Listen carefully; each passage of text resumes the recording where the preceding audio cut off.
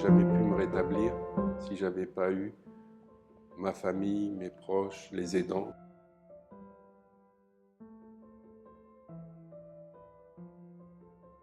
J'ai fait tout un parcours pour essayer de me rétablir au mieux et de vivre le mieux possible ma vie.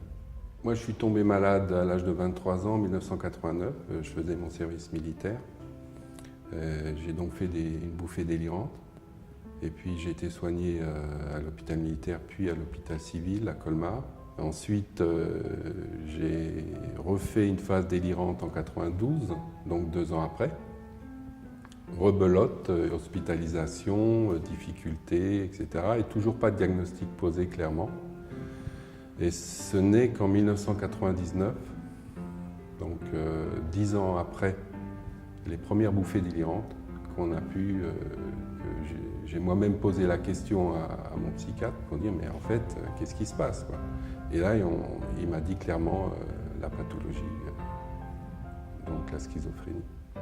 Donc moi j'ai pu déculpabiliser et donc à ce moment-là effectivement faire un travail, commencer un travail sur moi-même et à reconnaître que j'étais donc bien malade, de ne pas être dans le déni. Ça m'a permis effectivement de reprendre ma vie en main. Et du coup, j'ai fait une formation en sophrologie en 2014. Ensuite, j'ai pris un appartement avec ma compagne. Et puis, j'ai fait un gros objectif. Je me suis fixé comme objectif de courir un marathon que j'ai réussi à faire en 2015 et je l'ai fait en 5h50. Je pense que j'ai réussi à me rétablir à ce moment-là, de parler vraiment de rémission et de rétablissement.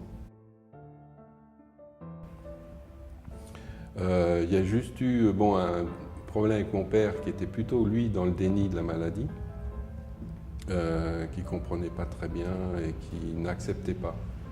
Il n'a pas écouté. Il a entendu, mais il n'a pas écouté.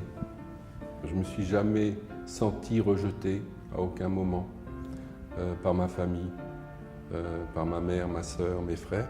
Ma mère a une attitude, je trouve, intéressante, puisqu'elle m'obligeait à sortir, à dire « bon, maintenant tu vas sortir, tu vas marcher dehors, tu viens avec moi ».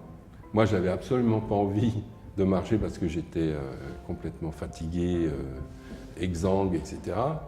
Et donc, elle m'obligeait à sortir. Et après, j'étais très content d'être sorti.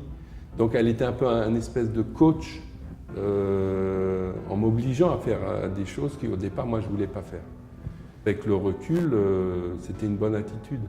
Concernant ma mère, ma sœur et mes 2 frères, j'ai eu un soutien indéfectible et qui m'a permis effectivement de m'aider à me rétablir.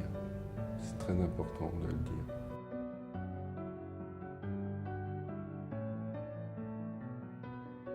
La vie du couple bien vécue, ça forcément, ça donne des ailes quand même. Hein.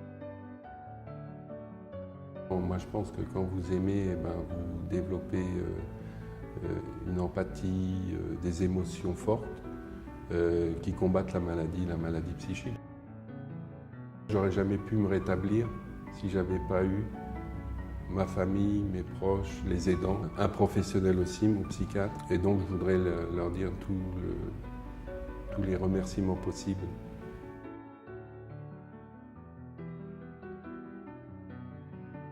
Je vis une vie quasi normale, quoi, on va dire.